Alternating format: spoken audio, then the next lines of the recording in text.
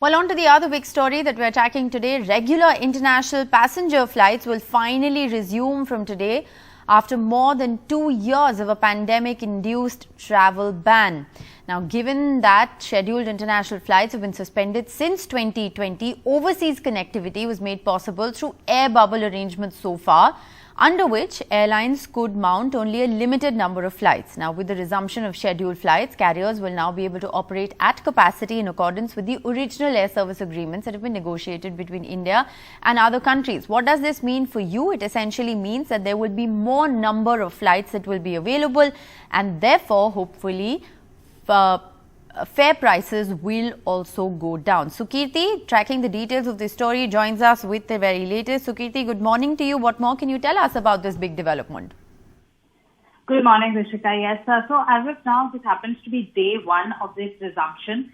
So definitely has brought a big good news to all the passengers, mainly those ones who are frequent international flyers.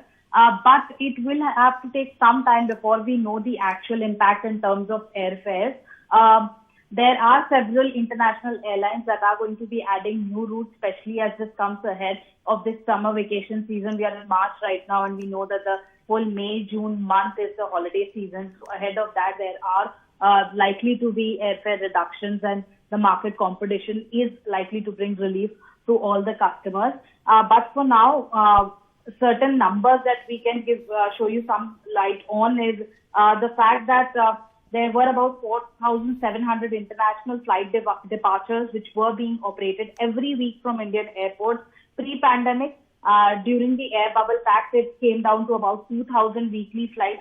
So now the frequency is going to rise. Apart from these flight frequency being affected, there are certain COVID restrictions which were in place in terms of on the airline crews. Those are also going to change. Now they will no longer be required to wear PPEs. Security personnel at airports can resume pat-down searches of passengers wherever they are needed. Airlines no longer need to keep 3 seats vacant on international flights for medical emergencies.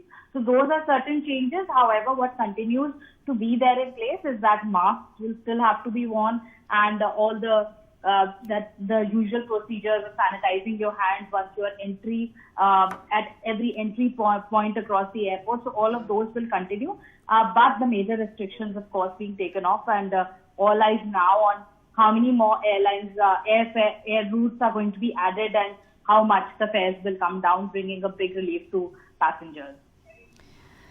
All right. Thanks, Sukirti, for joining us with that update. We'll, of course, keep a close watch on those developments, how many flights increase, and also going to be very interesting to see how this now impacts fare prices going forward.